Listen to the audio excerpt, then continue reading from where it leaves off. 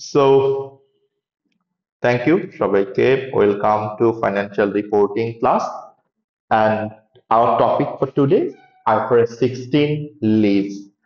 এইটা খুব ইম্পর্টেন্ট একটা অ্যাকাউন্টিং স্ট্যান্ডার্ড প্রশ্নে এবং আমরা ঠিক এইভাবে আগাচ্ছি যে আপনাদের যেগুলো মোস্ট সিগনিফিক্যান্ট অ্যাকাউন্টিং স্ট্যান্ডার্ড এগুলো আমি একটু সাইড বাই সাইড কভার করছি অ্যান্ড আনিস ভাই what he is trying to do উনি ওনার যেই ফান্ডামেন্টাল যে আইএস গুলো আছে যেটা আসলে প্রিভিয়াসলি আপনারা কভার করে আসছেন কিছু আইএস সেটা করে আমরা কুইকলি সিঙ্গেল এন্টিটি প্র্যাকটিসে চলে যাব because so far what we have done আমরা গ্রুপ অ্যাকাউন্টিং কমপ্লিটলি শেষ করেছি গ্রুপ অ্যাকাউন্টিং এর রেশিও করেছি সো নাও একটা পার্ট বাকি সেটা হচ্ছে সিঙ্গেল এন্টিটি স্টেটমেন্ট প্রিপারেশন এবং সিঙ্গেল এন্টিটি থেকে আমার রেশিও অ্যানালাইসিসটা ওকে এন্ড ক্যাশ ফ্লো একটা ম্যাথ আমরা হয়তো বা ট্রাই করব সো দ্যাট ক্যাশ ফ্লো থেকে ফুল স্টেটমেন্ট কখনোই আসবে না এটা অবজেক্টিভ টেস্ট কোশ্চেন মানে ছোট কোশ্চেন আসবে সো সেই ক্ষেত্রে একটা কোশ্চেন করলে যেন কভার হয়ে যায় সো আমরা হোপফুলি ট্রাই করছি সো নেক্সট 1 উইক অর 2 উইকের মধ্যে মেবি আমরা ফুল ফেজে প্র্যাকটিসে চলে যেতে পারবো সো তখন দেখা যাবে যে আপনাদের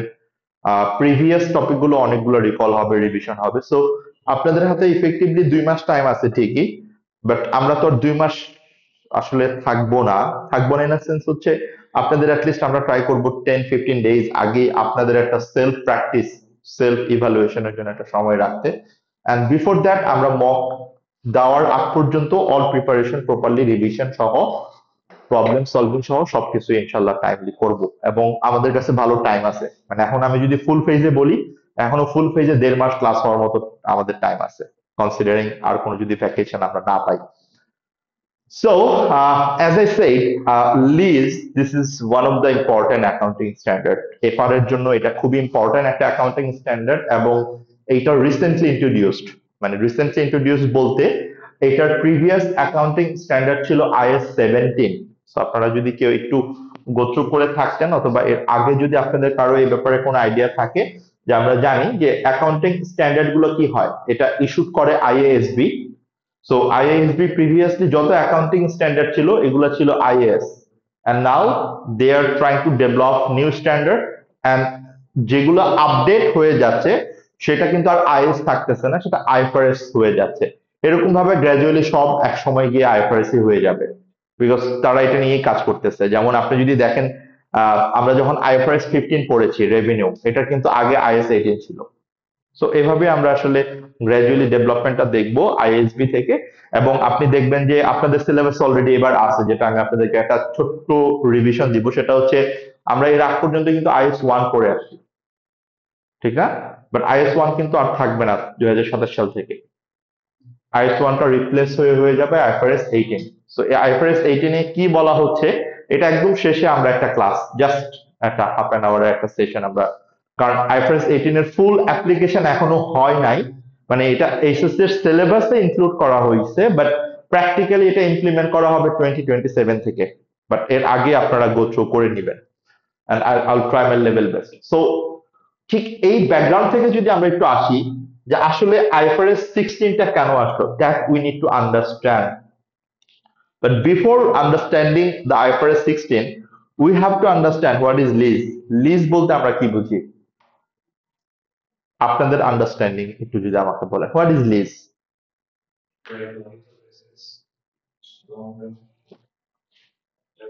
is it acquiring any asset আমি কি কোনো অ্যাসেট অ্যাকোয়ার যদি করি আমার যদি কোনো অ্যাসেটের ওনারশিপ ট্রান্সফার হয় সেটা কি আমরা লিজ বলছি ইটস নট লিজ রাইট তাহলে লিজ কি লিজ হচ্ছে যেখানে ওনারশিপ ট্রান্সফার হবে না এটা ক্লিয়ার রাইট তার মানে এখানে ওনারশিপটা লিগ্যালি ট্রান্সফার হচ্ছে না বাট হোয়াট ইজ হ্যাপেনিং এখানে ওই অ্যাসেটটা ইউজ করার যে রাইটস ইউজ করার যে অথরিটি সেইটা ট্রান্সফার হচ্ছে from one party from owner of the asset to user of the asset কথাটা বুঝতে পারছি তো এই যে দুইটা পার্টির মধ্যে যেই এগ্রিমেন্টটা হচ্ছে এবং দুইটা পার্টির মধ্যে কি এগ্রিমেন্ট হচ্ছে যে ওনার ও তার রাইটসটা ছেড়ে দিচ্ছে কার কাছে ছাড়তেছে user of the asset right এবং এটার জন্য সে কি আলটিমেটলি পে করবে এটার জন্য সে কনসিডারেশন পে করবে কাকে পে করবে ওনারকে তাহলে লিজের যে পয়েন্টটা আমরা দেখলাম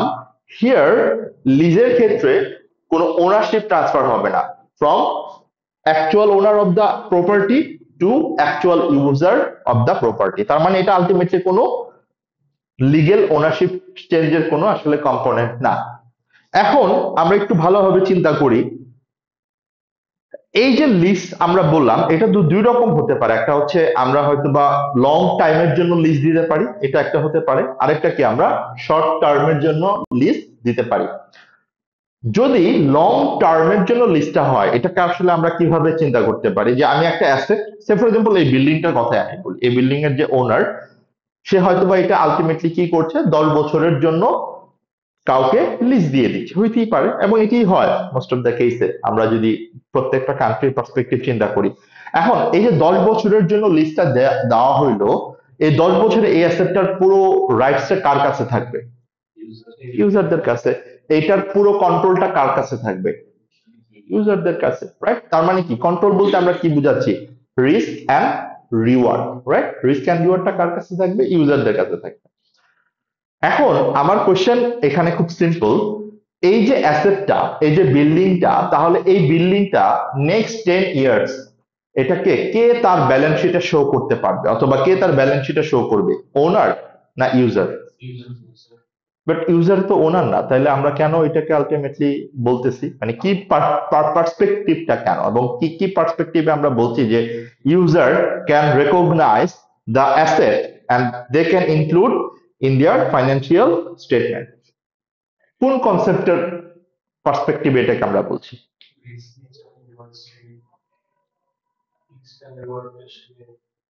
আমার খুব ফেভারিট একটা পলিসির কথা আমরা এখন বলতেছি, এটা আমার খুব ফেভারিট পলিসি। দেখেন আমি কনটেক্সটটা কি দিলাম, ইউজার কিন্তু লিগেল ওনার না, রাইট? বাট লিগেল ওনার না হয়েও সে তার ব্যালেন্স শিট অ্যাসেটটা দেখাবে, যেখানে অ্যাকচুয়াল ওনার কিন্তু তার ব্যালেন্স শিট অ্যাসেটটাকে দেখাতে, কারণ একসাথে তো দুইটা এন্টিটি এটাকে অ্যাসেট হিসেবে দেখাতে পারবে না, রাইট? তাহলে এটা ওনার যে সে এটাকে ব্যালেন্স শিটে না দেখায়, যে ইউজার, রাইট, সে এটাকে তার ব্যালেন্স শিটে দেখাবে। এটা আপনারা এগ্রি করতেছেন এবং এটা অ্যাপারেন্টলি মনে হচ্ছে এটাই ঠিক, অ্যাকাউন্টিং এটাই হওয়া উচিত, রাইট? বাট আমার কোশ্চেন হচ্ছে কোন প্রিন্সিপালের জন্য এটা করতে হবে? বিল্ডিং এর দামটা কি দেখাবে, এগ্রিমেন্টের কন্ট্রাক্ট প্রাইস ওইটা, মানে আমরা বেসিক্যালি প্রশ্ন করছি হচ্ছে বিল্ডিং এর যে ভ্যালুটা ব্যালেন্স শিটে ফাইন্যান্সিয়াল স্টেটমেন্টে সে ওইটা কি তার অ্যাসেট হিসেবে দেখাবে। সো অ্যামাউন্টটা কিভাবে আমরা ক্যালকুলেট করবো সেটা আমি দেখাবো। জাস্ট আপনি ধরে নেন ওই বিল্ডিংটাই কে দেখাবে তার অ্যাসেট হিসেবে, এটা কি ওনার দেখাবে না ইউজার দেখাবে? That was my question and you guys say user দেখাবে। Yes, it is right, user দেখাবে, বিকজ অ্যাসেটটাকে ইউজ করতেছে এবং অ্যাসেটটার কন্ট্রোল কার হাতে 10 বছরের জন্য? মানে কন্ট্রোলটা ইউজারের হাতে। আমি ওই টার্মটাতে আসতেছি, ওই টার্মটাতে একটু পরে আসতাম। বাট আমার কোশ্চেনটা ছিল এই যে আপনারা বললেন যে ইউজার অ্যাসেট হিসেবে দেখাবে, ইউজার অ্যাসেট হিসেবে দেখানো উচিত, এইটা basically the very important accounting standard, we call it substance over form. এটা যদি কেউ আপনারা না জেনে থাকতেন অথবা না জেনে থাকেন, সেটার জন্য আমি একটু ক্লিয়ার করে দিই। এটা খুব ইম্পর্টেন্ট একটা অ্যাকাউন্টিং স্ট্যান্ডার্ড। আমরা যখনই কোনো ট্রানজেকশনের সাবস্টেন্স অ্যানালাইসিস করি, সাবস্টেন্স মানে কি, ওইটার কনটেক্সট অ্যানালাইসিস করি, পার্সপেক্টিভ অ্যানালাইসিস করি, আমরা সব সময় ওই ট্রানজেকশনের অ্যাকচুয়াল যে সাবস্টেন্সটা, অ্যাকচুয়াল যে পার্সপেক্টিভটা, সেই অনুযায়ী অ্যাকাউন্টিং এন্ট্রি প্রোভাইড করি। আমরা কি তাহলে এটার লিগেল পার্সপেক্টিভ ফলো করতেছে না অ্যাকচুয়াল কমার্শিয়াল সাবস্পেক্টিভ আর কমার্শিয়াল অ্যাসপেক্টটা ফলো করতেছি? এই লিজের ক্ষেত্রে যেটা আমরা বললাম, আমরা কিন্তু ওনার পার্সপেক্টিভ থেকে চিন্তা করি নাই, লিগ্যাল পার্সপেক্টিভ থেকে চিন্তা করি। আমরা কি পার্সপেক্টিভ থেকে চিন্তা করছি? কমার্শিয়াল পার্সপেক্টিভ থেকে চিন্তা করছি, অ্যাকচুয়াল পার্সপেক্টিভ থেকে চিন্তা করছি। That is called substance over form. তাহলে একটু লিখে ফেলি, according to substance over form, খাতা কলম কই, তার কারো থেকে নেন তাহলে কোন একটা পেজ নেন। So as per the substance over form, we should consider commercial substance we should consider commercial substance of any transaction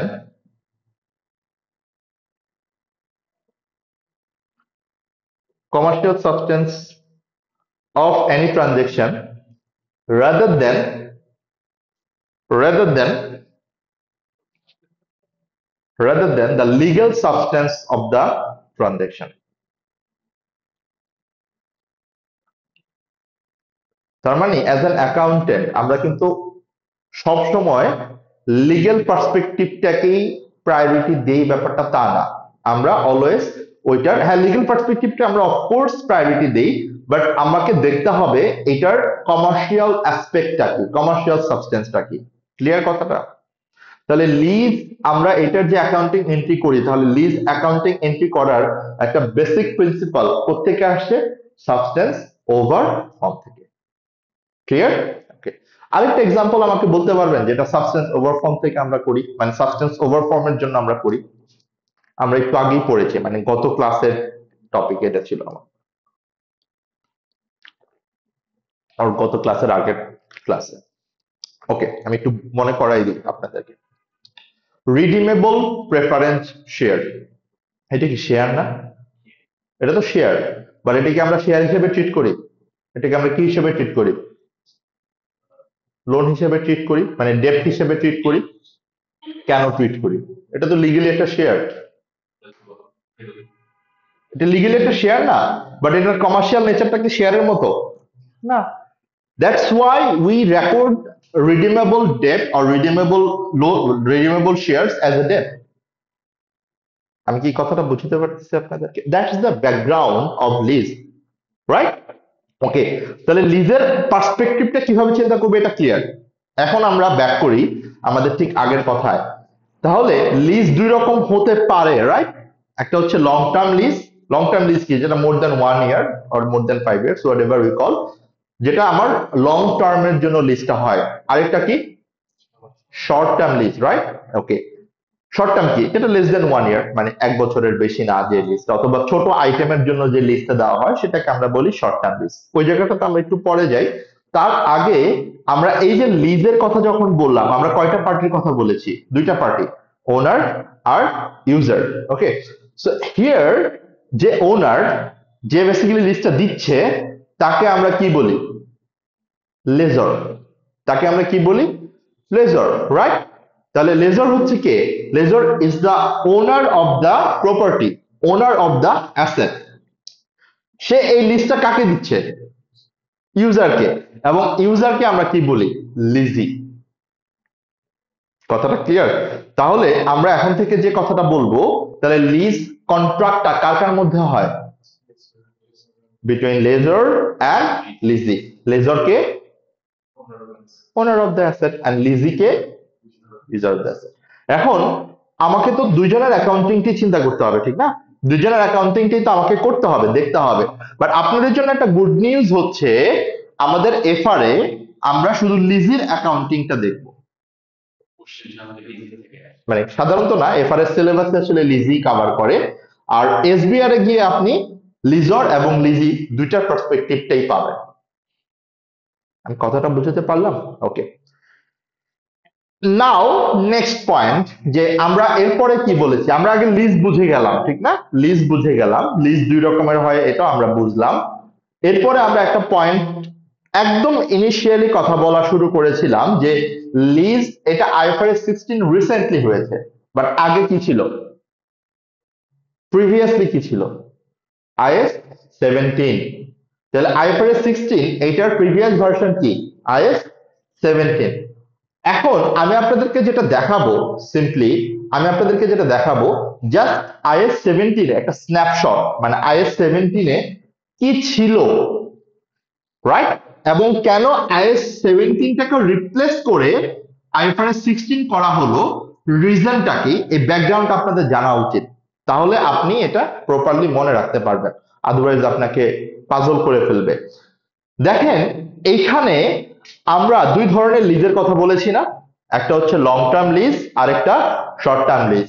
এই লং টার্ম লিজকে আমরা বলি ফাইন্যান্স লিজ, আর ইউজুয়ালি আমরা বলে থাকি এটাকে ফাইন্যান্স লিজ। আর শর্ট টার্ম লিজটাকে আমরা বলি অপারেটিং লিজ। ওকে ওকে, তাহলে এই যে IAS 17 যখন ছিল মানে প্রিভিয়াসলি, তখন লিজকে আমরা দুইটা ক্যাটাগরিতে ক্যাটাগরাইজ করতাম, একটা হচ্ছে ফাইন্যান্স লিজ, আরেকটা হচ্ছে অপারেটিং লিজ। ক্লিয়ার? ওকে, ফাইন্যান্স লিজটা কি, এটা কি শর্ট টার্ম না লং টার্ম? Long term. এবং ফাইন্যান্স লিজের কিছু ফিচার আছে। ফিচার কি? ফার্স্ট ফিচার হচ্ছে এটা মোর দেন 1 ইয়ারের জন্য হবে, ঠিক না? সেকেন্ড ফিচারটা কি, একটু আগে আমরা যে একটা এক্সাম্পল দিলাম না যে 10 বছরের জন্য এই বিল্ডিংটা লিজ দেওয়া হয়েছে, that is an example of finance lease or long term lease. এখানে এই অ্যাসেটটার কন্ট্রোল কার কাছে? লিজের কাছে, ইউজারের কাছে, রাইট? তার মানে ফাইন্যান্স লিজের সেকেন্ড ইম্পর্টেন্ট ফিচার হচ্ছে এই অ্যাসেটটার whole control K actually control করবে, কে অ্যাকচুয়ালি এটাকে তার রাইটস এবং রিওয়ার্ডসটাকে মানে রিস্ক এবং রিওয়ার্ডসটাকে কে অ্যাকচুয়ালি এন্টাইটেল হবে, মানে কে এটাকে ইউজ করবে? লিজি। ক্লিয়ার? তাহলে কন্ট্রোল কার কাছে যাচ্ছে? লিজের কাছে। রিস্ক এন্ড রিওয়ার্ড কার কাছে? এটার অল মেইনটেনেন্স কে করবে? আমি বুঝতে পারছি কথাটা? ক্লিয়ার? ওকে, তাহলে এগুলো হচ্ছে ফাইন্যান্স লিজের ফিচার, এগুলো হচ্ছে ফাইন্যান্স লিজের ফিচার ক্যারেক্টারিস্টিক্স। এখন নেক্সট কোয়েশ্চেন যদি আমি বলি, একইভাবে যদি অপারেটিং লিজের ফিচার গুলো দেখি, অপারেটিং লিজ কি লং টার্ম লিজ না short term lease? Short term lease, right? এটার কন্ট্রোল কার কাছে থাকবে? এটা ওনারের কাছেই থাকবে, মানে লিজরের কাছেই থাকবে। ক্লিয়ার? তাহলে এইটার কন্ট্রোল যদি লিজরের কাছে থাকে, রিস্ক এন্ড রিওয়ার্ড কার কাছে থাকবে? লিজরের কাছেই থাকবে। এটার মেইনটেনেন্স কে করবে? লিজরই করবে। আমি কথাটা বুঝাতে পারছি? সেটার জন্য একটা বেস্ট এক্সাম্পল কি হইতে পারে আমাদের বোঝার জন্য, আমরা যে বাসা ভাড়া থাকি, আমরা যারা ভাড়াটিয়া ঢাকা শহরের, আমরা যারা টেনেন্ট, তাদের জন্য কিন্তু এটা একটা অপারেটিং লিজ, রাইট? আমরা কি করি, প্রতি মাসেই তাদের ভাড়াটা দিয়ে দিই। এই ভাড়াটা আমি দুইভাবে দিতে পারি, বাট ঢাকা শহরের নিয়ম হচ্ছে এটা আমাকে অ্যাডভান্স দিতে হবে। ঢাকা শহরের নিয়ম অনুযায়ী এটা আমাকে অ্যাডভান্স দিতে হবে, বাট আমি কিন্তু মানে ইউজুয়ালি কি হওয়া উচিত, আমি ব্যবহার করে তারপরে ভাড়া দিব, বাট আমি কিন্তু ব্যবহার শুরু করার আগে আমি ভাড়াটা দিয়ে দিই, যেটাকে আমরা বলি অ্যাডভান্স। আমি দিয়ে দিচ্ছি অ্যাডভান্স, মানে কিন্তু ওই যে ইনিশিয়ালি যে অ্যাডভান্স সেটার কথা বলছি না, মানে আমি প্রতি মাসের রেন্ট কিন্তু মাসের প্রথম 5 তারিখের মধ্যে দিয়ে দিতে হয়, ঠিক না? ওকে, এটাকে আমরা অ্যাডভান্স পেমেন্ট বলি, মানে অ্যাডভান্স পেমেন্ট ইন অ্যাডভান্স। আরেকটা হচ্ছে পেমেন্ট ইন এরিয়ার্স। এরিয়ার্স মানে কি, মানে আমি মাস শেষে তারপরে দিব, অথবা বছর শেষে তারপরে দিব। আমি কথাটা বুঝতে পারছি? তাহলে আমরা কি ফাইন্যান্স লিজ এন্ড অপারেটিং লিজের ফিচারের ডিফারেন্সটা ক্লিয়ার? নেক্সট কোয়েশ্চেন আসবে, তাহলে ভাই আমি তো বুঝলাম ফাইন্যান্স লিজের ফিচার কি, ফাইন্যান্স লিজের ক্যারেক্টারিস্টিক্স কি, অপারেটিং লিজের ফিচার কি, অপারেটিং লিজের ক্যারেক্টারিস্টিক্স কি। Now the question is accounting treatment, right? তাহলে ফাইন্যান্স লিজের অ্যাকাউন্টিং ট্রিটমেন্ট, এটাকে অ্যাসেট হিসেবে কে শো করবে? লিজর অর লিজি? অ্যাসেট হিসেবে এটা কে শো করবে? লিজি। ক্লিয়ার কথাটা? তার মানে ফাইন্যান্স লিজের ক্ষেত্রে এটার জন্য তার জন্য এন্ট্রি হবে সে যেটা আলটিমেটলি লিজ নিচ্ছে, এটা তার জন্য একটা অ্যাসেট, রাইট? এবং এটার এগেইনস্টে সে যে পেমেন্ট গুলো করবে এটা তার জন্য লায়াবিলিটি। সো আমরা ওই জায়গাটাতে আসবো, বাট আমরা যেটা বলতে চাচ্ছি সেটা হচ্ছে ওই প্রপার্টিটা কে তার ব্যালেন্স শিটে দেখাবে? লিজি। বাট অপারেটিং লিজের ক্ষেত্রে কি হবে, ওই প্রপার্টিটা কে দেখাবে তার ব্যালেন্স শিটে? লিজর। বাট লিজি কি দেখাবে তাহলে? লিজে লিজে যে প্রতি বছর যে প্রতি মাসে যে অ্যামাউন্টটা দিচ্ছে এটা তার জন্য তাহলে কি হয়ে যাবে? এটা তার জন্য এক্সপেন্স হয়ে যাবে, কারণ এটাকে সে আর ক্যাপিটালাইজ অথবা অ্যাসেট হিসেবে দেখাতে পারবো না। সে যতটুকু টাকা দিবে, যেমন ধরেন যদি 1 বছরের জন্য টোটাল 1 লাখ টাকা দেয়, তাহলে 1 লাখ টাকা তার জন্য এক্সপেন্স হিসেবে প্রফিট অ্যান্ড লসে চার্জ হয়ে যাবে।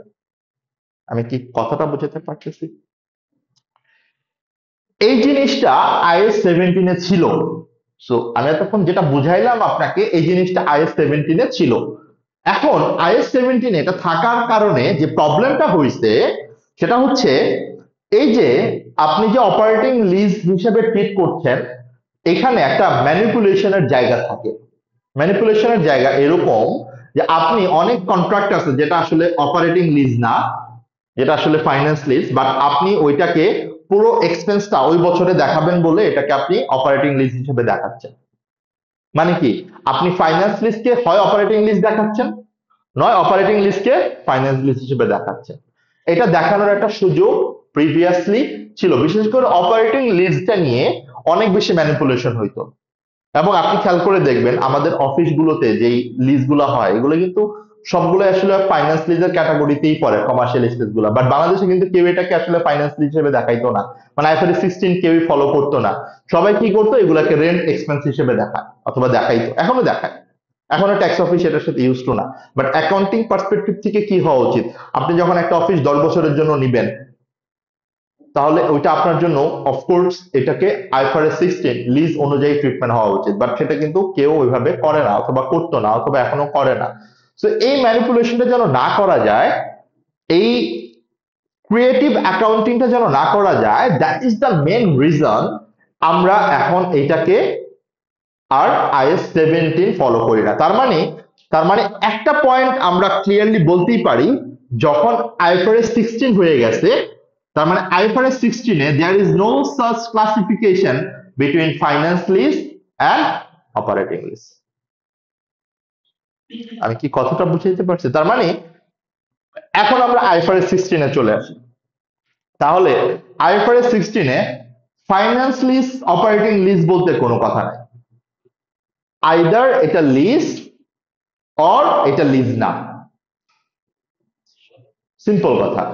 যদি এটা আপনার লিজ কন্ট্রাক্টের, এটা আপনার লিজ যে ডেফিনেশন আছে অ্যাকর্ডিং টু আইফারএস 16, যদি এই ডেফিনেশনটা মিট করে তাহলে এটা লিজ কন্ট্রাক্ট। আর যদি ডেফিনেশন এটা মিট না করে তাহলে এটা এক্সাম্পটেড ফ্রম লিজ কন্ট্রাক্ট, মানে কি এটা লিজ কন্ট্রাক্ট না। কথাটা বুঝাতে পারতেছি? বাট মজার ব্যাপার হচ্ছে যে যেটা এক্সাম্পটেড ফ্রম লিজ কন্ট্রাক্ট, মানে যেটা লিজ কন্ট্রাক্ট না, ওইটার অ্যাকাউন্টিং ট্রিটমেন্টটা এক্স্যাক্টলি অপারেটিং লিজের অ্যাকাউন্টিং ট্রিটমেন্ট।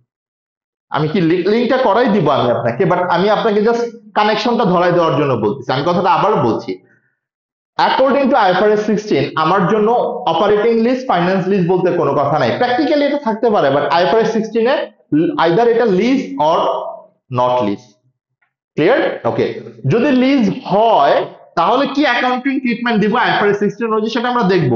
বাট আমি একটা ইজি কানেকশন আপনাকে করাই দেওয়ার ট্রাই করলাম, সেটা হচ্ছে যদি আইফারএস 16 অনুযায়ী এইটা লিজ কন্ট্রাক্টের ডেফিনেশন মিট না করে, তার মানে কি that's exempted from lease contract, এবং এইটার যে অ্যাকাউন্টিং ট্রিটমেন্ট এবং প্রিভিয়াসলি আইএস 17 এর যে অ্যাকাউন্টিং অপারেটিং লিজের যে ট্রিটমেন্ট, দুইটা একই। আমি কি কথাটা কঠিন করে ফেলছি? ঠিক আছে। মানে ওই জায়গাটাতে আমরা আসবো যে কোনটা তাহলে এখন এখন আমার জন্য ইম্পর্টেন্ট হচ্ছে এটা বোঝা, তাহলে কোনটা আমার লিজ কন্ট্রাক্ট, কোনটা আমার এক্সাম্পটেড ফ্রম লিজ কন্ট্রাক্ট। কথাটা এখন আমাকে ওইভাবে চিন্তা করতে হবে। তাহলে এখন আমরা আসি যে কোনটা আসলে লিজ কন্ট্রাক্ট। ওকে, কোনটা আসলে লিজ কন্ট্রাক্ট। সো ফার্স্ট আপনি একটু দেখেন যে লিজ কন্ট্রাক্টের ডেফিনেশন কি। জাস্ট ডেফিনেশনটা একটু আপনারা পড়েন, আমি আপনাদের সাথে একটু জাস্ট মিলানো ট্রাই করছি। আ লিজ ইজ অ্যান এগ্রিমেন্ট, তাহলে ফার্স্টে এটা একটা এগ্রিমেন্ট হইতে হবে, রাইট? কার কার মধ্যে? Between lessor and lessee. এখানে লেজর কি করবে, দেখেন লেখা আছে লেজর কে, the legal owner of the asset, right? ও কি করবে? ও কনভে করবে।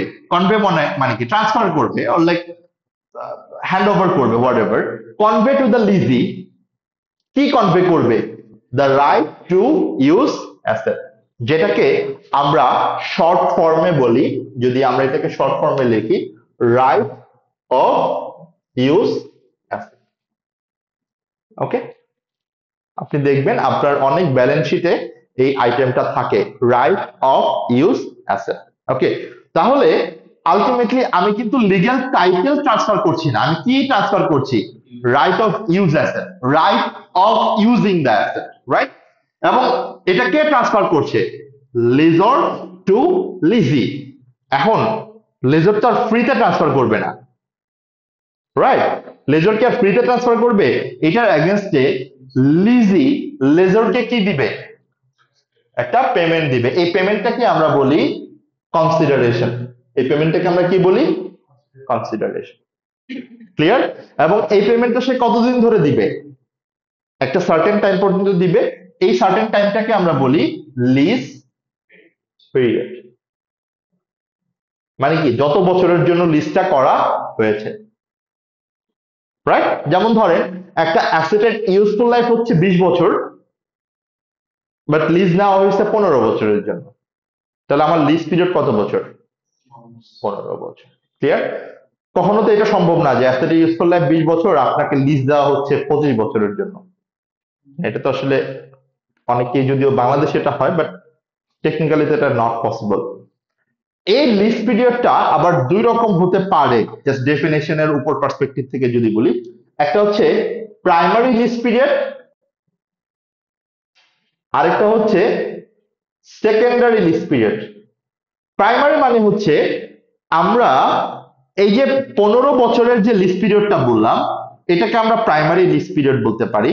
দেন একটা অপশন থাকে যে তুমি চাইলে আরো 5 বছর লিজ এক্সটেন্ড করতে পারবা, তাহলে এই যে বাকি 5 বছর, এটাকে বলা হয় সেকেন্ডারি লিজ পিরিয়ড। তার মানে সেকেন্ডারি লিজ পিরিয়ডটা এটা ম্যান্ডেটরি না যে এটা এক্সটেন্ড হবে, এটা বেসড অন লিজার এবং লিজের এগ্রিমেন্ট অনুযায়ী এটা এক্সটেন্ড হইতেও পারে, নাও হইতে পারে।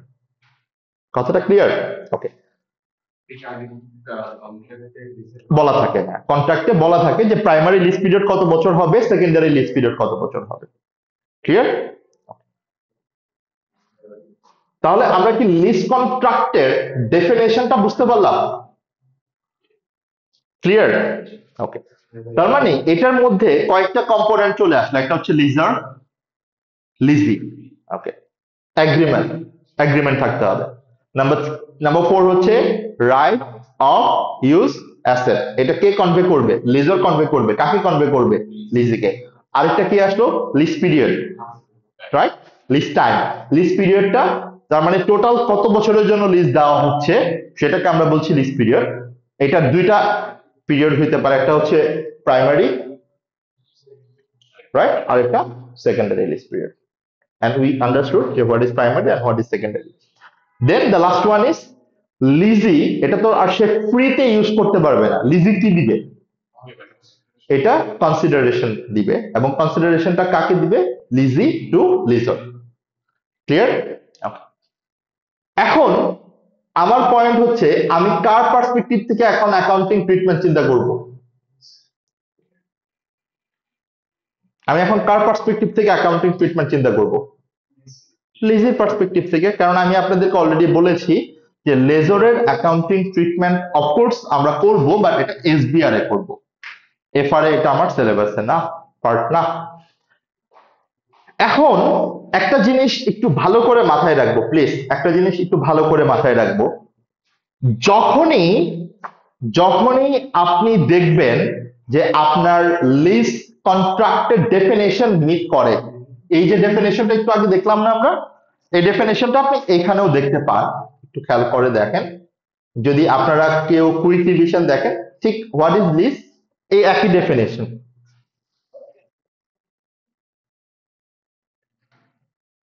জাস্ট একটু চেক করার জন্য, এটি আলটিমেটলি ডেফিনেশনটা পড়েছি আমরা। এন্ড আমরা এতক্ষণ যে কথাটা বলেছিলাম আপনাদেরকে, সাবস্টেন্স ওভারফর্মের একটা ডেফিনেশন আপনাদেরকে আমি বলার ট্রাই করেছি, জাস্ট টু আন্ডারস্ট্যান্ড যে এটা আমরা কেন সাবস্টেন্স ওভারফর্মের সাথে কানেক্ট করছি। ওকে ওকে। এখন আসেন, আমরা রেকগনিশনটা বুঝতে পারলাম খুব ভালো করে, এটা নিয়ে কোনো সমস্যা নাই আমাদের। রেকগনিশনটা বুঝতে পারছি যে আলটিমেটলি আমাকে রেকগনাইজ করতে হলে এই লিজ কন্ট্রাক্টের ডেফিনেশন মিট করতে হবে। তার মানে লিজি দেখবে এই ডেফিনেশন গুলা মিট করে কিনা, যদি মিট করে, যখনই মিট করবে লিজ কন্ট্রাক্টের ডেফিনেশন, অলওয়েজ রিমেম্বার আপনাকে দুইটা অ্যাকাউন্টিং এন্ট্রি পোস্ট করতে হবে মিনিমাম। কয়টা? তার মানে যখনই লিজ কন্ট্রাক্ট হবে, যখনই লিজ কন্ট্রাক্ট হবে, এটার এগেইনস্টে লিজি লিজি দুইটা এন্ট্রি তাকে কনসিডার করতে হবে। নাম্বার 1, এটা হচ্ছে রাইট অফ ইউজ অ্যাসেট, যেটা আমরা একটু আগে বললাম, রাইট? একটা হচ্ছে রাইট অফ ইউজ অ্যাসেট, আরেকটা হচ্ছে লিজ লায়াবিলিটি, আরেকটা হচ্ছে আমার লিজ লায়াবিলিটি অর অব্লিগেশন। তার মানে এখন আমার জন্য ইম্পর্টেন্ট হচ্ছে যখনই আমি আমার অ্যাকাউন্টিং স্টেটমেন্ট প্রিপেয়ার করব, যখনই আমি দেখব যে আমার কোনো কন্ট্রাক্ট লিজ কন্ট্রাক্টের ডেফিনেশন মিট করে, তাহলে আমাকে কয়টা এন্ট্রি ইনিশিয়ালি আমাকে রেকগনাইজ করতে হবে? দুইটা, মিনিমাম দুইটা। অফকোর্স পরবর্তীতে আরো এন্ট্রি আসবে, রাইট? পরবর্তীতে এইটার কনসিকুয়েন্স অর এটার সিকোয়েন্সিয়াল এন্ট্রি আসবে। তাহলে আমাকে আগে বুঝতে হবে যে এইটার sequentially or এটার পার্সপেক্টিভে আমার what is right of use asset and how to calculate right of use asset। কারণ right of use asset কি এটা আমরা ক্লিয়ার হয়ে গেছি যে এটা কিন্তু আমি অ্যাসেটের লিগ্যাল এনটাইটেলমেন্ট পাচ্ছি না, এটা আমি অ্যাসেটের ইউজ করার রাইট পাচ্ছি। ক্লিয়ার? এই জন্য লিজি কি করবে? লিজি এই রাইট অফ ইউজ অ্যাসেট কি হিসেবে দেখাবে? অ্যাসেট হিসেবে দেখাবে। তাহলে এখন আমার কোশ্চেন হচ্ছে যে লিজি তার ফাইন্যান্সিয়াল স্টেটমেন্টে অ্যাসেট হিসেবে কত টাকা দেখাবে?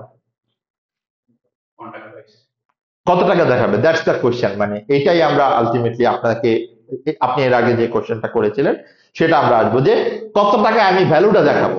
অফকোর্স আমি দেখাবো now what is the measurement price, value কত। ক্লিয়ার? তাহলে এটা একটা। একই সাথে এই যে সে পেমেন্টটা করবে এটা তার জন্য কি একটা অব্লিগেশন? আমি কার পার্সপেক্টিভ থেকে চিন্তা করতেছি? লিজির পার্সপেক্টিভ থেকে। তাহলে যে কনসিডারেশনটা লিজি দিবে এটা তার জন্য কি একটা অব্লিগেশন না? তাহলে এটাকে সে কি হিসেবে দেখাবে? লায়াবিলিটি হিসেবে দেখাবে। ক্লিয়ার? তাহলে লিজি ইনিশিয়ালি সে যে এন্ট্রিটা দিবে তার এন্ট্রিটা কি হবে? ডাবল এন্ট্রি কি হবে? Double entry, right of use asset debit, clear, lease liability credit. Say for example আমার লিজ লাইবিলিটি যদি হয় ধরেন 80 টাকা এবং 20 টাকা যদি সে ইমিডিয়েট পে করে দেয়, তাহলে আমার right of use asset total হচ্ছে 100 টাকা। তাহলে আমি ডাবল এন্ট্রি কি করব? Right of use asset debit 100 টাকা, আমি ফিউচারে পে করব কত টাকা? 80 টাকা। এটা আমার লিজ লাইবিলিটি, রাইট? আর ইমিডিয়েটলি আমি পে করেছি কত? 20 টাকা। তাহলে এটা আমার কোথা থেকে চলে গেছে? ব্যাংক থেকে চলে গেছে। So this is the simple thing. আমি জাস্ট আপনাকে একটু বোঝানোর জন্য এটা বলছি, বাট এটা ডাবল এন্ট্রি আমরা দেখছি, নো ওয়ারিজ। তাহলে এখন আমার নেক্সট কোয়েশ্চেন আসে না যে তাহলে ভাইয়া কিভাবে আমি right of use asset calculate করব, কিভাবে আমি লিজ লায়াবিলিটি ক্যালকুলেট করব? What is the formula or what is the technique to calculate lease liability and right of use asset? ঠিক না? Next question is how to calculate lease liability. But before understanding the calculation আমাকে এইটা একটু বলেন, lease liability এইটা কি? এটা কি আমরা বুঝতেছি? মানে এটা বলতে আমরা কি বুঝি? What is lease liability?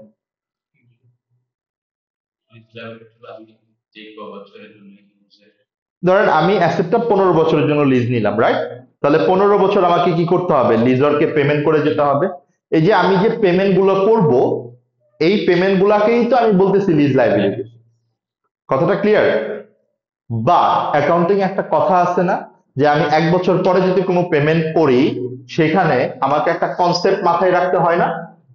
Time value of money রাখতে হয় কিনা? কারণ আমি 10 বছর পরে যে টাকাটা পেমেন্ট করবো এটার আজকের ভ্যালু তো এক না, এক না।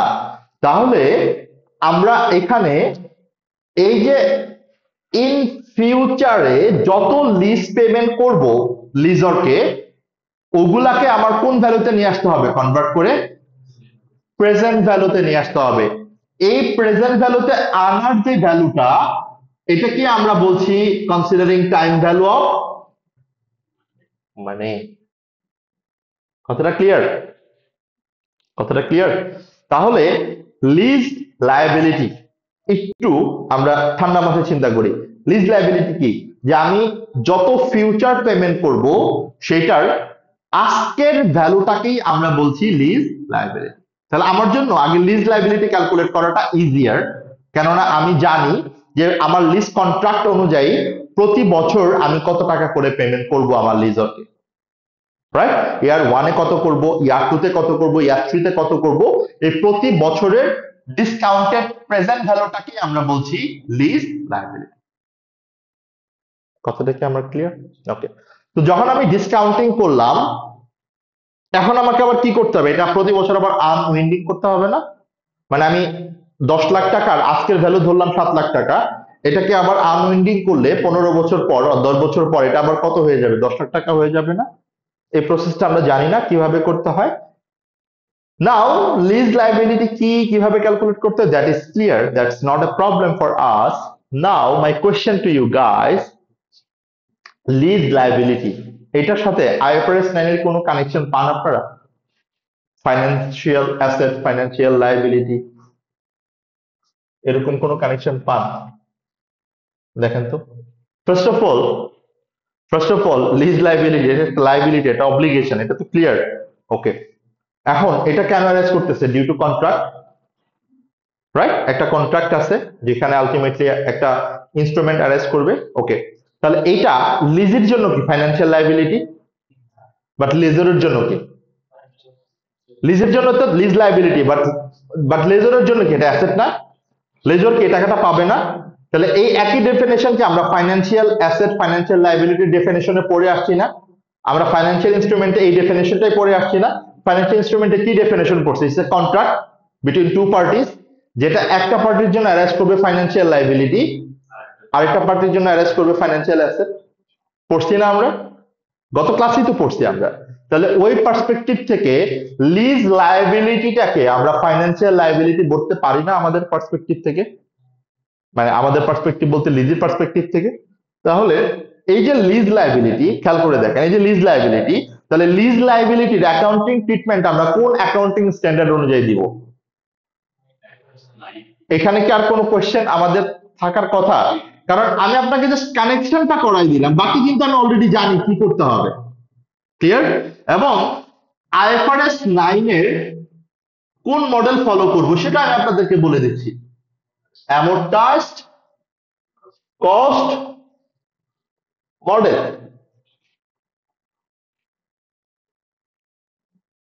ক্লিয়ার কথাটা?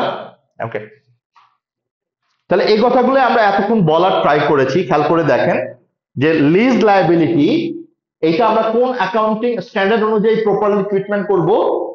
আইএফআরএস 9। আইএফআরএস 9 এর কোন মডেল অনুযায়ী? ফাইন্যান্সিয়াল লাইবিলিটির amortised cost model. Amortised cost model মনে আছে না আমার? মনে আছে? অ্যামোর্টাইজড কস্ট মডেলে আমার কি থাকে? একটা টেবিল থাকে না? টেবিল থাকে না? টেবিলটা কি ছিল মনে করে দেখেন তো একটু। ফার্স্টে ইয়ার, রাইট? এরপর কি ছিল? Opening balance.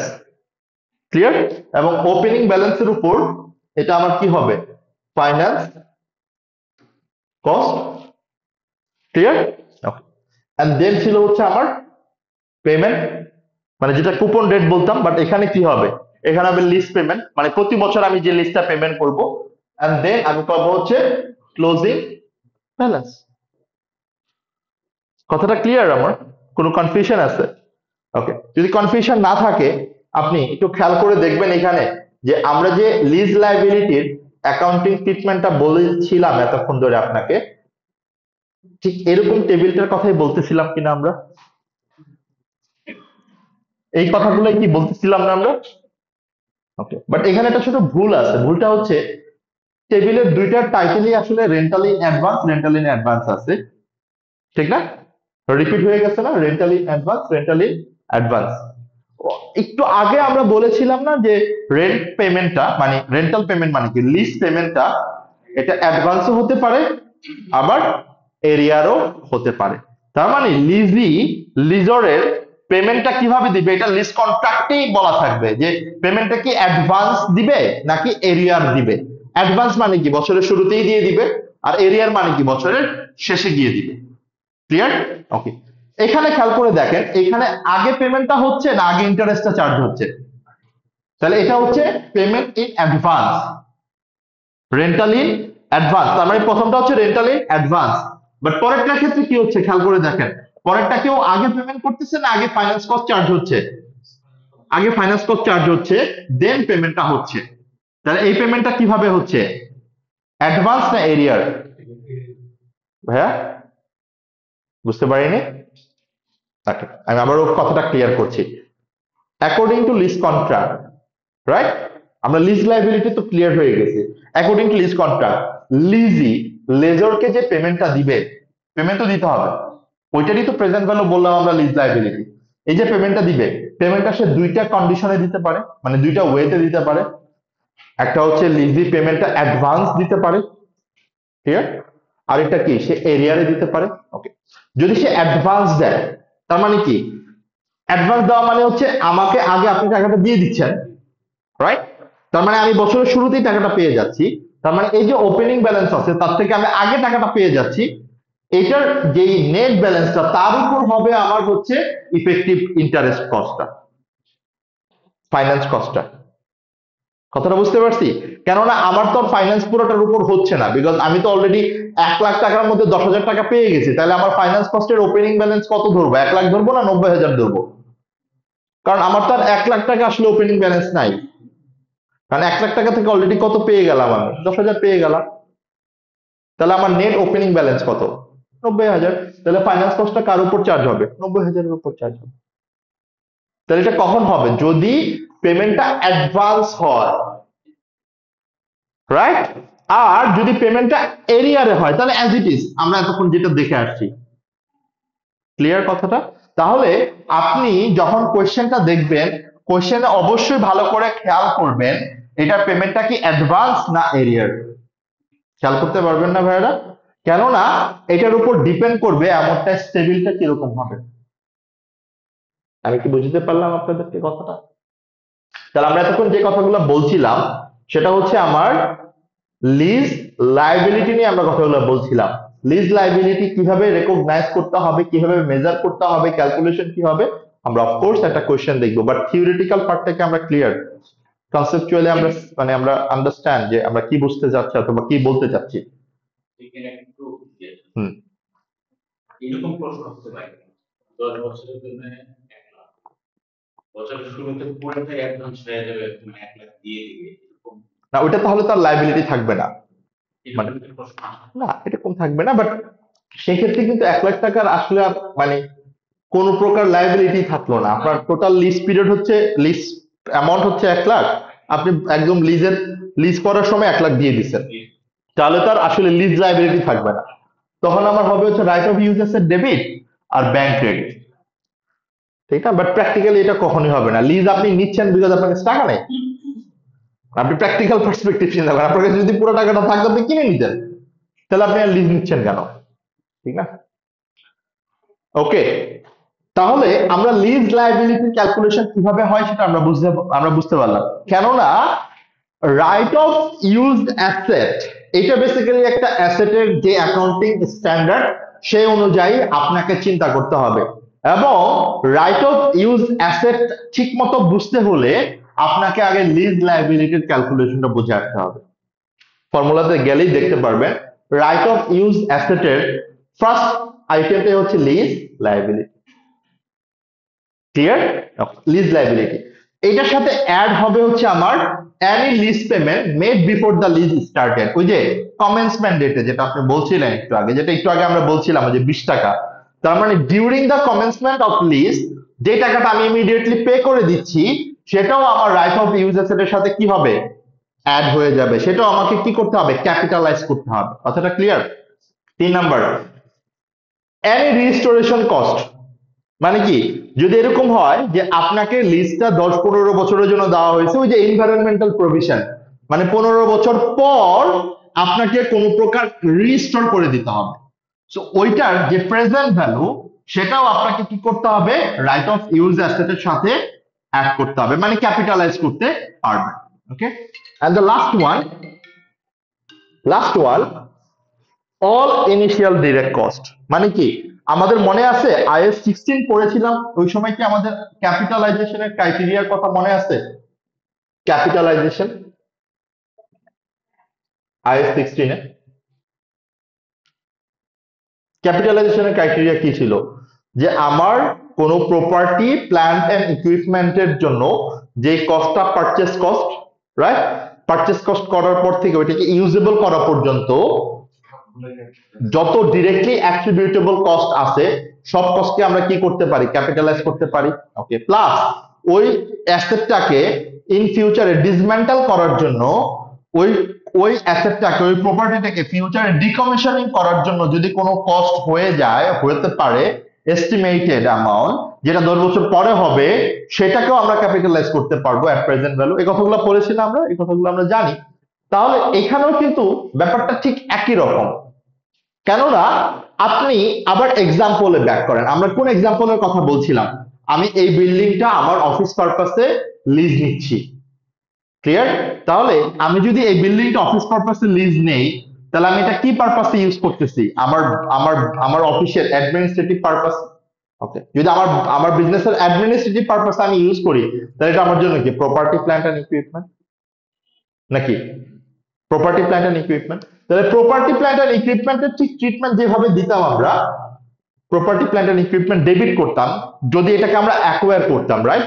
বাট এটা তো আমরা অ্যাকোয়ার করতেছি না, এটা আমরা ইউজ করার জন্য লিজ নিয়েছি। Just property plant and equipment debit না করে we are debiting right of use asset, but এটার বাকি নেচার গুলা কিন্তু এটার মতোই হবে। আমি কি কথাটা বুঝাতে পারছি? কোনো কনফিউশন আছে? ওকে, তাহলে আমরা যে জিনিসটা দেখার ট্রাই করছি যে লিজ কন্ট্রাক্টের জন্য আমার ইনিশিয়ালি দুইটা ফি তৈরি হইলো, রাইট? একটা হচ্ছে লিজ লায়াবিলিটি, রাইট, আরেকটা হচ্ছে right of use asset. Lease liability subsequently আমরা কোন অ্যাকাউন্টিং স্ট্যান্ডার্ড অনুযায়ী ট্রিটমেন্টটা দিব? আইএফআরএস 9 কে কি হিসাবে? Financial liability. কোন মডেলে? Amortised cost model. Okay, right of use asset, এটাকে আমরা initially right of use asset হিসেবে রেকগনাইজ করব। সাবসিকুয়েন্টলি মানে ইনিশিয়াল মেজারমেন্টের পর সাবসিকুয়েন্টলি এটার অ্যাকাউন্টিং ট্রিটমেন্ট ডিপেন্ড করবে ওই রেসপেক্টিভ অ্যাসেটটা আমি কি পারপাসে ইউজ করতেছি সেটার উপর, মানে purpose of using the asset. যদি আমি অ্যাসেটটা আমার অফিসিয়াল পারপাসে ইউজ করি, মানে অ্যাডমিনিস্ট্রেটিভ পারপাসে ইউজ করি, আর আমার প্রোডাকশন পারপাসে ইউজ করি, তাহলে আমার property plant and equipment, right? But আমি যদি আবার এইটা করি যে আমি বিল্ডিংটা লিজ নিলাম, নিয়ে আমি আবার কাউকে ভাড়া দিলাম, ওইটা কি তাহলে আমার জন্য প্রপার্টি প্ল্যান্ট এন্ড ইকুইপমেন্ট হবে? তখন এটা আমার জন্য আবার কি হয়ে যাবে? Investment property, is 40। মনে পড়ে আইএস 40 কি ছিল? যে আমি একটা অ্যাসেট ইনভেস্ট করেছি, অথবা আমি অ্যাসেটটা অ্যাকোয়ার করেছি, অথবা আমি অ্যাসেটটা ফাইন্যান্স লিজ নিয়েছি, নিয়ে এটাকে অপারেটিং লিজ হিসেবে আমি সাবলেট দিয়েছি, এরকম হয় না? তাহলে সেই ক্ষেত্রে এটা কি আমি আর আইএস 16 অ্যাপ্লাই করতে পারবো? তখন এটা আমার জন্য কোন অ্যাকাউন্টিং স্ট্যান্ডার্ড অ্যাপ্লাই হবে? আইএস 40। আমি কি বোঝাতে পারতেছি কথাটা? তার মানে আমার কথার সামারি হচ্ছে যে রাইট অফ ইউজ অ্যাসেট, খেয়াল করে দেখেন, রাইট অফ ইউজ অ্যাসেট আমি যখন এটাকে ইনিশিয়ালি মেজার করব, that should be based on IFRS 16, right? Subsequently এইটার অ্যাকাউন্টিং ট্রিটমেন্ট কি হবে সেটা ডিপেন্ড করবে ওই অ্যাসেটটা আমি কি পারপাসে ইউজ করতেছি সেইটা রিলেভেন্ট অ্যাকাউন্টিং স্ট্যান্ডার্ডের উপর। যদি এটাকে আমি আমার অ্যাডমিনিস্ট্রেটিভ পারপাসে ইউজ করি, তাহলে এটা আমার জন্য হবে প্রপার্টি প্ল্যান্ট এন্ড ইকুইপমেন্ট, এবং প্রপার্টি প্ল্যান্ট এন্ড ইকুইপমেন্টের জন্য কোন অ্যাকাউন্টিং স্ট্যান্ডার্ড? Is 16, right? আমি যদি official purpose, administrative purpose, production purpose, distribution purpose যদি ইউজ করি, তাহলে আইএস 16। ওকে, বাট আমি যদি এটাকে ইনভেস্টমেন্ট প্রপার্টি পারপাস ইউজ করি, তখন কি আর আইএস 16 হবে? তখন এটা হয়ে যাবে আইএস 40। আমি কি কথাটা বুঝাতে পারতেছি? কোনো কনফিউশন আছে? ওকে, এখন আমি যদি পরের পয়েন্টের কথা এখানে আপনাকে একটু জাস্ট বলার ট্রাই করি, খেয়াল করে দেখেন। এই কথাটাই আমরা তখন বলার ট্রাই করেছিলাম, দেখেন। Right of use this debit.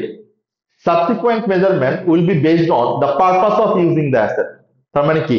either এটা IS 16 হবে or IS 40 হবে। ক্লিয়ার? IS 16 এ কি কি মডেল আছে? Cost model or revaluation model. Clear? তার মানে এটা বেসড অন দ্য সিনারিও, আপনি কস্ট মডেলও ফলো করতে পারেন, আপনি চাইলে রিভ্যালুয়েশন মডেলেও যেতে পারেন, and you know how to treat with IS 16 cost model versus revaluation model. Clear? Okay, এখন আসেন রাইট অফ ইউজ অ্যাসেট যদি এটা প্রপার্টি প্ল্যান্ট এন্ড ইকুইপমেন্ট হয়, ডেপ্রিসিয়েশন হবে না? আপনি কস্ট মডেলে থাকেন, রিভ্যালুয়েশন মডেলে থাকেন, ডাজন্ট ম্যাটার, ডেপ্রিসিয়েশন হবে না? ডেপ্রিসিয়েশন যখন আপনি করবেন, আপনি ইউজফুল লাইফ কত ধরবেন? এটা খুব ক্লিয়ার থাকতে হবে। লিজ পিরিয়ড অথবা লিজ পিরিয়ড আর হচ্ছে অ্যাকচুয়াল ওন, মানে actual useful life of the asset, এই দুটোর মধ্যে যেটা লোয়ার, লোয়ার তো লিজ পিরিয়ডই হবে। এটা তো আমরা বুঝি, এটা বুঝতেই পারতেছি, এটা নিয়ে তো কোনো সমস্যা নাই আমাদের, রাইট? ওকে। আবার এটা যদি আমার ইনভেস্টমেন্ট প্রপার্টি হয়, মানে এটা যদি IS 40 পারপাস ইউজ করি, তাহলে আমার জন্য দুইটা মডেল, একটা হচ্ছে either cost model or fair value model. যদি কস্ট মডেলে থাকি তাও ডেপ্রিসিয়েশন করতে হবে, বাট ফেয়ার ভ্যালু মডেলে গেলে কি ডেপ্রিসিয়েশন করতে হবে? না। You know the basic. কারণ IS 16 ইনভেস্টমেন্ট প্রপার্টি, এটা দুইটা মডেলে রাখা যায়, একটা হচ্ছে cost model or fair value model. Cost model as it is IS 16 যেভাবে করতাম সে একই রকম ভাবে, এটার কস্টে রেকর্ড হবে, এটার ডেপ্রিসিয়েশন হবে, এন্ড ডেপ্রিসিয়েশন ডেবিট হবে, অ্যাকুমুলেটেড ডেপ্রিসিয়েশন ক্রেডিট হবে। বাট ইনভেস্টমেন্ট প্রপার্টি যদি ফেয়ার ভ্যালু মডেলে রাখি, অলওয়েজ রিমেম্বার, ফেয়ার ভ্যালু মডেলে কিন্তু আমার কোনো ডেপ্রিসিয়েশন হয় না, লেখাই আছে দেখেন। ক্লিয়ার কথাটা? ওকে, প্লিজ লেট মি নো যদি কোনো কনফিউশন থাকে আপনাদের। তাহলে আমরা এতক্ষণ যে কথাগুলো বললাম, এই কথাগুলোকে একটু সামারি করি। আমরা ফার্স্টে আপনাদেরকে বলার ট্রাই করেছি what is lease contract, right? Lease contract কি? এরপর আমরা বলার ট্রাই করেছি যে এই লিজ কন্ট্রাক্ট যখন হবে তখন এই দুইটা কম্পোনেন্ট আপনাকে কনসিডার করতে হবে, একটা হচ্ছে লিজ লায়াবিলিটি আর একটা হচ্ছে right of use asset. Lease liability কি? Present value of all future lease payment, right? Lease লায়াবিলিটির সাবসিকুয়েন্ট ট্রিটমেন্ট কোন স্ট্যান্ডার্ড অনুযায়ী হবে? IFRS 16, ও সরি IFRS 9। কোন মডেল? Amortised cost model. Right of use অ্যাসেটের অ্যামাউন্ট ক্যালকুলেশন কিভাবে হবে? Lease liability plus any payment that made immediately plus any direct cost plus any future restoring cost. সবগুলো যদি ইনফরমেশনের কোশ্চেনে থাকে, আপনি জাস্ট এগুলা অ্যাড করে টোটাল অ্যামাউন্ট যেটা হবে সেটাই হবে আপনার right of use asset. Clear? তাহলে ডাবল এন্ট্রি কি হবে? Right of use asset debit, lease liability credit, bank credit, যেটা আপনি ইমিডিয়েটলি পে করে দিচ্ছেন। ওকে। এখন right of use asset initially আমরা কিভাবে ক্যালকুলেট করতে হয় সেটা as per IFRS 16। Subsequently right of use অ্যাসেটের ক্যালকুলেশন মেজারমেন্ট কি হবে সেটা ডিপেন্ড করবে কার উপর? আমি যে অ্যাসেটটা লিজ নিয়েছি সেই অ্যাসেটটা আমি কি পারপাসে ইউজ করছি সেই পারপাসের রেসপেক্টিভ অ্যাকাউন্টিং স্ট্যান্ডার্ডের উপর। কথাটা কি ক্লিয়ার? কোনো কনফিউশন আছে? নাই? এখন আমরা কি একটা ছোট ইলাস্ট্রেশন করতে পারবো এই কথাগুলোর উপর বেস করে, যে কোশ্চেনটা কেমন হইতে পারে একটা স্ট্যান্ডার্ড কোশ্চেন, এবং সেটা যদি আমরা একটু করে ফেলতে পারি তাহলে আমাদের জন্য খুব ভালো হয় এবং আমাদের জন্য এটা রিলেট করতে খুব ইজি হয়। এই এই কথাগুলো অলরেডি আপনাদের সাথে বলা হয়েছে, যে এই টেবিলটা অলরেডি আপনাদেরকে দেখাইছি, ঠিক না? যে পেমেন্টটা যদি অ্যাডভান্স হয় তাহলে কি হবে, এরিয়ার হইলে কি হবে। ক্লিয়ার? আপনি তারপরে একটু জাস্ট দেখে রাখেন যে এটা যদি পেমেন্টটা, এই পেমেন্টটা কি এরিয়ার না অ্যাডভান্স? এটা হচ্ছে এরিয়ার, রাইট? তো যদি এরিয়ার হয় তার মানে আমার present value of future lease payment হচ্ছে $1000, তার উপরে আমার 12%, হচ্ছে আমার 120, অ্যান্ড অ্যানুয়াল পেমেন্ট হচ্ছে 100, তার মানে 1000 প্লাস 120 মাইনাস 100, আমার ক্লোজিং লাইবিলিটি হচ্ছে 1020, রাইট? এবং আমি পরবর্তী বছরেরটা কেন করতেছি? Just to split between current liability and non current liability, যেটা আমরা গত ক্লাসে আপনাদেরকে লাস্টের দিকে দেখানোর ট্রাই করেছিলাম। এন্ড ইউ সি পরবর্তী বছরে একই রকম ভাবে আসছে। অ্যান্ড যদি পেমেন্টটা অ্যাডভান্স হয়, খেয়াল করে দেখেন, অ্যাডভান্স হলে কিভাবে হবে? আগে আপনাকে পেমেন্টটা করে দিতে হবে, তার উপর আপনাকে ফাইন্যান্স কস্টটা ক্যালকুলেট করতে হবে। ক্লিয়ার? যে কথাটা একটু আগে আমরা বলার ট্রাই করেছিলাম আপনাদেরকে। ওকে। ওকে, এই জায়গাটা আমরা একটু পরে আসতেছি, ঠিক না? এক্সাম্পটেডটা। বাট তার আগে আমরা একটা কোয়েশ্চেন একটু করে ফেলি, আমাদের এক্সেলে যে কোয়েশ্চেনটা আমরা দেখছিলাম। এটা হচ্ছে আপনাদের একটা just test your understanding from Kaplan textbook. আপনারা একটু কষ্ট করে দেখেন, আগে রিকোয়ারমেন্টটা দেখেন কি বলেছে রিকোয়ারমেন্ট।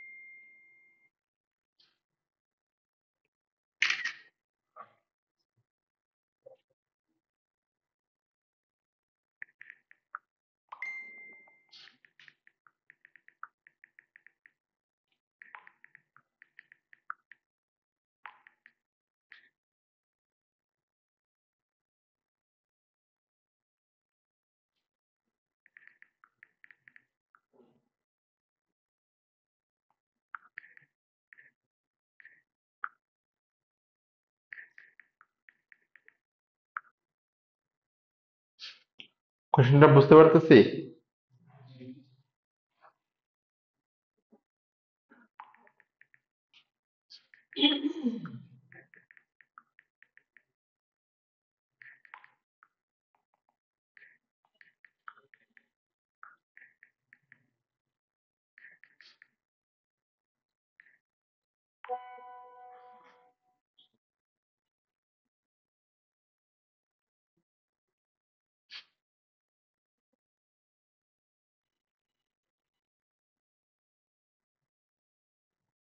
ট্রাই করতে পারবো আমরা একটু নিজেরা, মানে জাস্ট একটু দেখি যে আসলে পসিবল কিনা করা।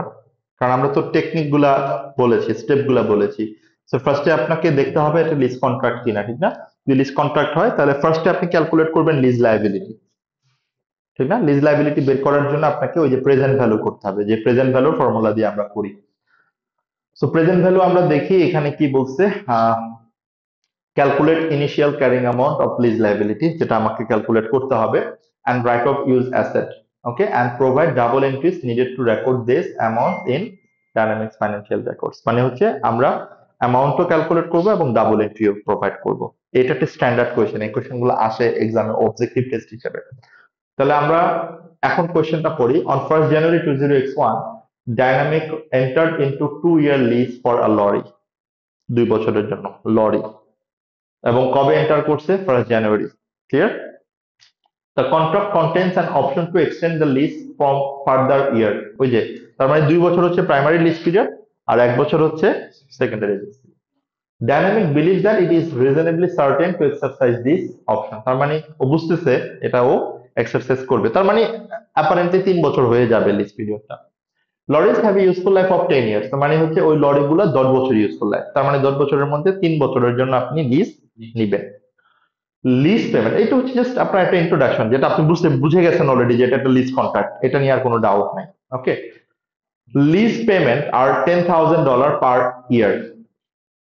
তাহলে প্রতি বছর আপনি কত করে দিবেন? $10,000। And $15,000 per year for option period. তার মানে প্রথম 2 বছর 10,000, বাট তৃতীয় বছরে কিন্তু আর 10,000 থাকবে না, তখন এটা 15,000 হয়ে যাবে। এই পয়েন্টটা তো বুঝতে পারছি আপনার, ঠিক আছে? এরপরের পয়েন্টে দেখেন, all payment are due at end of the year. তাহলে পেমেন্টটা কি অ্যাডভান্স হয় না এরিয়ারে হয়? এরিয়ার হয়, এটাও আমরা clear. Okay, to obtain the lease Dynamic incur initial direct cost of $3,000। মিলতেছে? রাইট অফ ইউজ এর সাথে ইনিশিয়াল ডাইরেক্ট কস্ট দেওয়া আছে $3,000। তাহলে এটার সাথে লিজ লাইবিলিটির কোনো সম্পর্ক নাই, রাইট? এটার সাথে রাইট অফ ইউজ এর সম্পর্ক। ওকে, the interest rate within the list is not readily determinable। তার মানে ইন্টারেস্ট রেট দেওয়া নাই কিন্তু কোশ্চেনে, বাট একটা পয়েন্ট মনে রাখবো আমরা, কোশ্চেনে যদি ইন্টারেস্ট রেট দেওয়া না থাকে লিজের কোশ্চেন গুলোর ক্ষেত্রে, সেক্ষেত্রে কোশ্চেন অবশ্যই আপনাকে ইনক্রিমেন্টাল বরোইং রেট দেওয়া থাকবে। এটা একই রকম জিনিস, মানে ইনক্রিমেন্টাল বরোইং রেট হচ্ছে ওই অ্যাসেটটাই যদি আপনি অ্যাকোয়ার করতে যান, অ্যাকোয়ার করার জন্য যে লোন নিতে হবে, ওই লোন নেওয়ার যে রেটটা, ওইটাই হচ্ছে আসলে ultimately incremental borrowing rate. So it's a alternative of interest rate. Okay, তার মানে এক্সামে যদি ইন্টারেস্ট রেট দেওয়া থাকে আপনি ইন্টারেস্ট রেট নিয়ে কাজ করবেন, বাট ইন্টারেস্ট রেট যদি দেওয়া না থাকে অবশ্যই ইনক্রিমেন্টাল বরোইং রেট দেওয়া থাকবে। ইউ আর নট মানে ইন আ সিচুয়েশন যেখানে ইনক্রিমেন্টাল বরোইং রেটও দেওয়া থাকবে। তাহলে আপনি এখন ডিসকাউন্ট ফ্যাক্টর হিসেবে কোন রেটটা নেবেন? কোন 5%? ওকে, তাহলে পয়েন্ট ক্লিয়ার। তাহলে ফার্স্ট পয়েন্ট কি করতে হবে আমাকে? ফার্স্টে আমাকে প্রেজেন্ট ভ্যালু বের করতে হবে। প্রেজেন্ট ভ্যালু বের করার ফর্মুলাটা কি?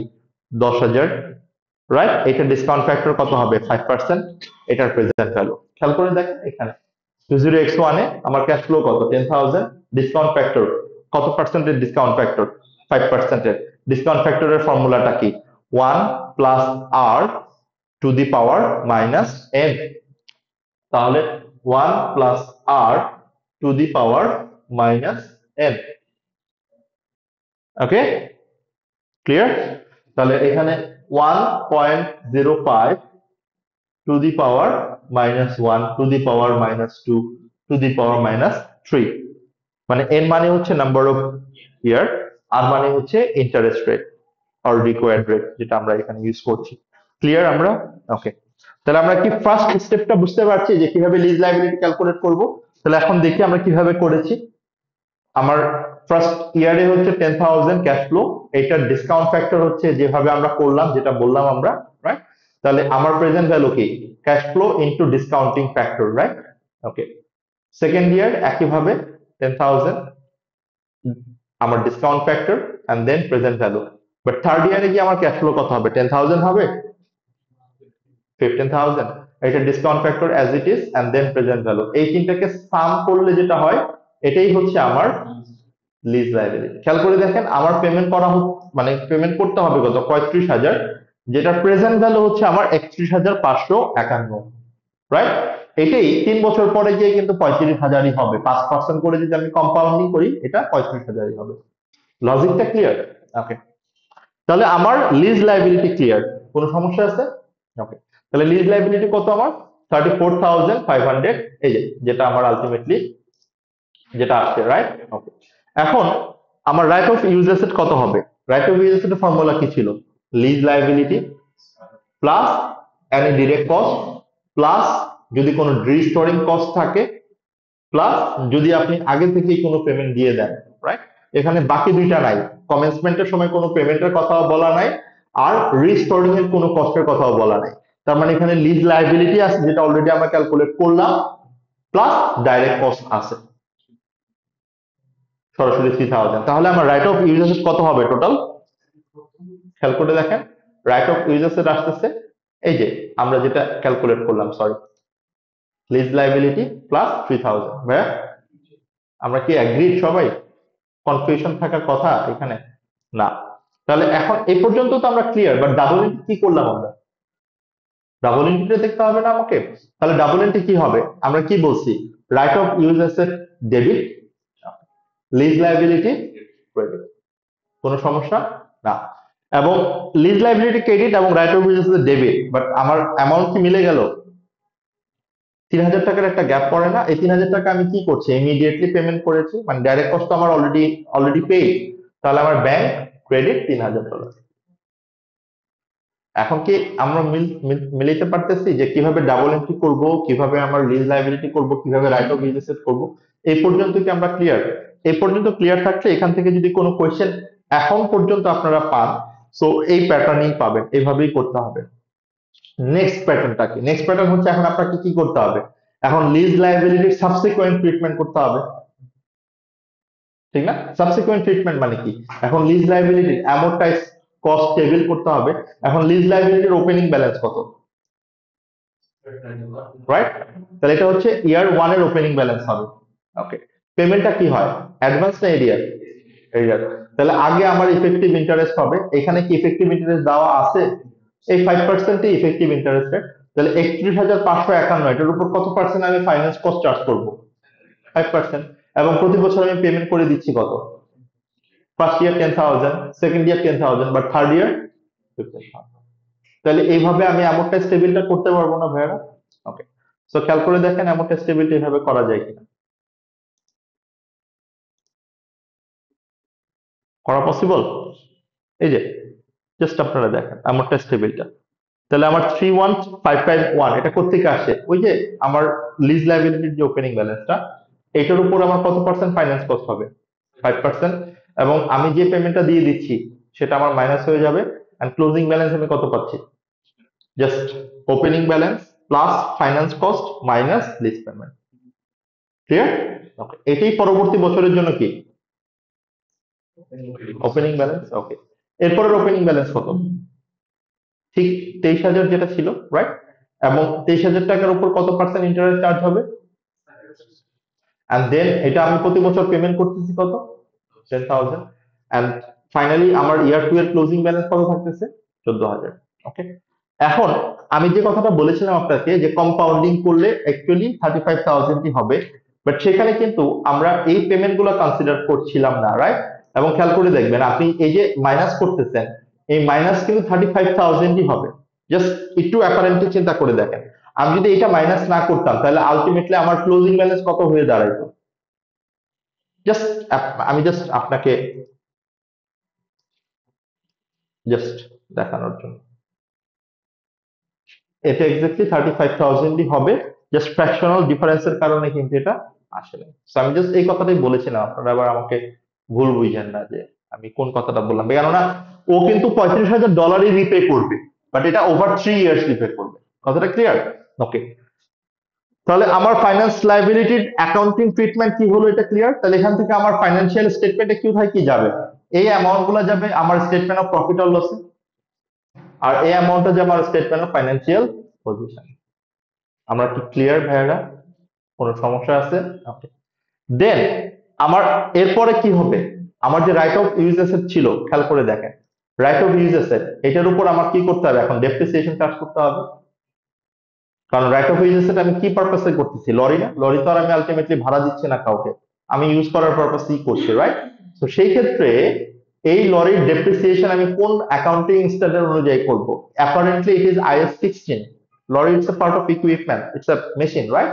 ওকে, তাহলে IS 16-এ এখন আমি যদি ডেপ্রিসিয়েশন করি, আমি ইউজফুল লাইফ কত ধরবো? আমি কি 10 ইয়ার্স ধরবো?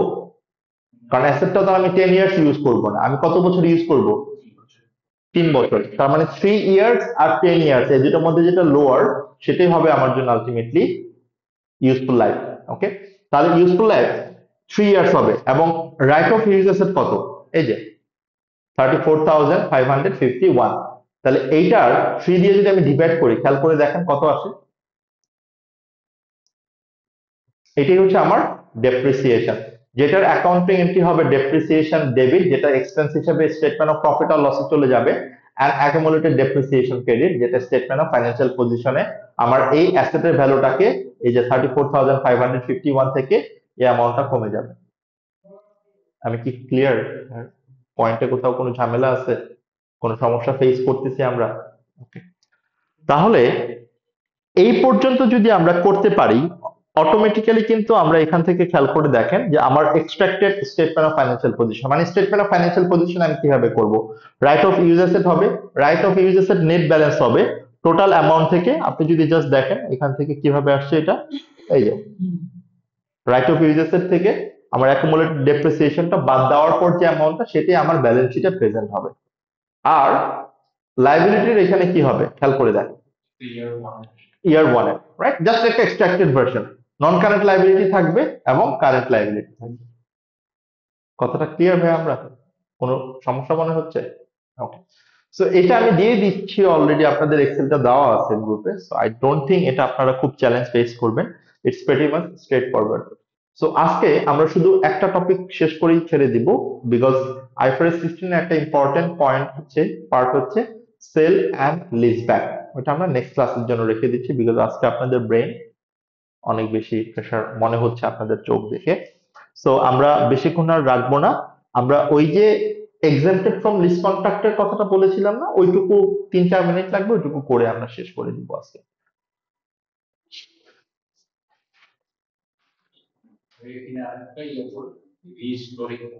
হুম, এই কষ্টটা হচ্ছে, আপনি এই বিল্ডিংটা নিছেন, ধরেন 10 বছরের জন্য নিছেন, এখন আপনি বিল্ডিং এর অনেক কাস্টমাইজ করছেন,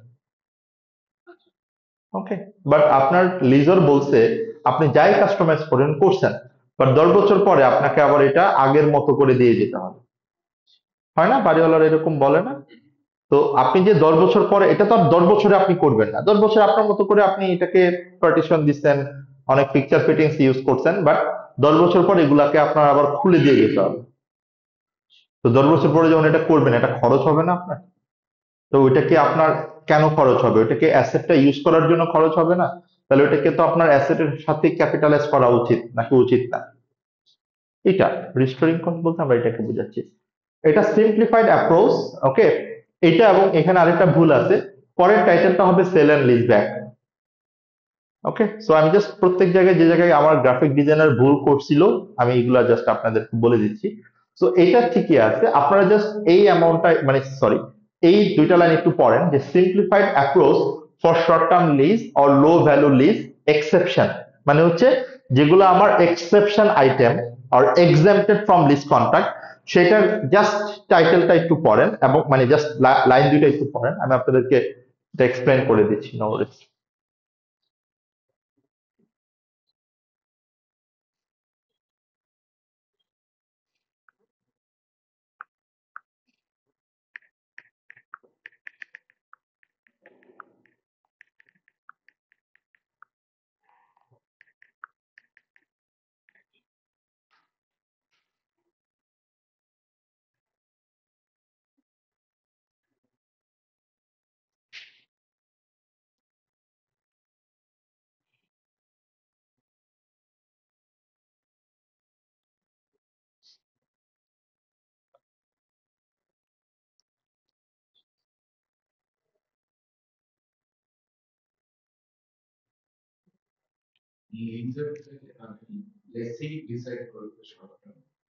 না মানে এটা লেসি ডিসাইড করবে না, এটা দুইটা কন্ডিশন আমি বলে দিচ্ছি, সমস্যা নাই। মানে তখনই আপনি বুঝতে পারবেন এটা শর্ট টার্ম লিজ, মানে এটা হচ্ছে exempted. Okay, number one condition হচ্ছে এটা যদি লেস দেন 12 মান্থ হয়, লেস দেন 12 মান্থ হয়, নাম্বার ওয়ান। আরেকটা হচ্ছে এটাকে বলা হয়েছে না low value of asset, low value বলতে লেস দেন $5,000।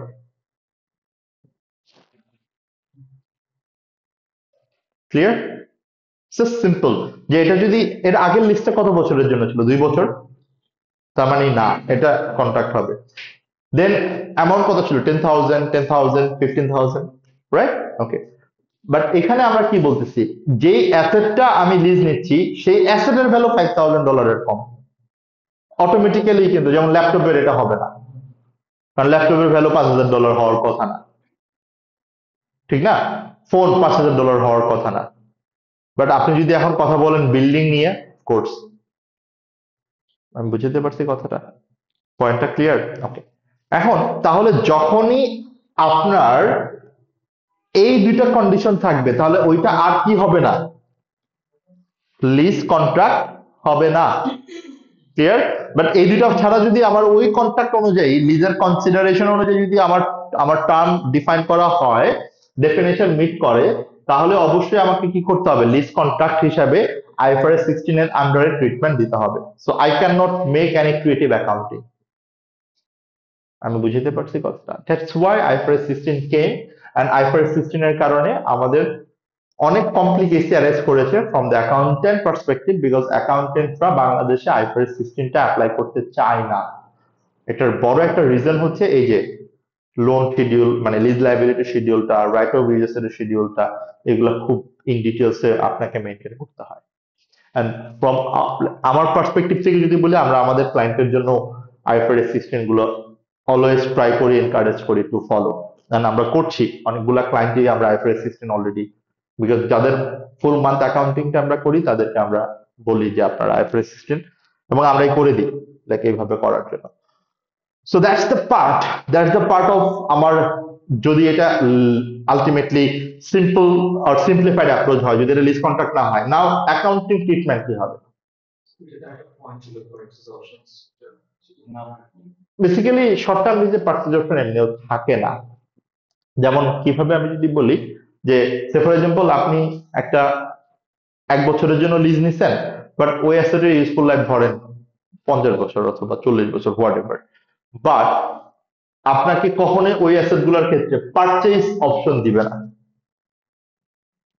পারচেজ অপশন মানে কি, 1 বছর পরে আপনি চাইলে এটা কিনে নিতে পারবেন, এই ধরনের অপশন দিবে না। বাট লিজ কন্ট্রাক্টের ক্ষেত্রে কিন্তু এই ধরনের চান্স আছে, থাকে না?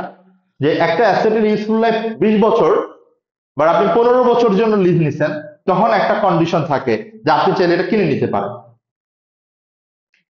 তাহলে একটা নতুন কন্ডিশন যদি আমরা চিন্তা করি, তাহলে লিজ কন্ট্রাক্টের ক্ষেত্রে এই টার্মসটাও থাকতে পারে, এই অপশনটাও লিজর লিজিকে দিতে পারে। ইউজুয়ালি অ্যাসেট গুলোর ক্ষেত্রে কিছু কিছু অ্যাসেটের ক্ষেত্রে দিয়ে থাকে। That is called purchase option, মানে হচ্ছে লিজ পিরিয়ড পরে আপনি চাইলে, ইটস অপশনাল, আপনি চাইলে অ্যাসেটটা পারচেজ করে নিতে পারেন, নাও পারেন, বাট অপশনটা থাকে।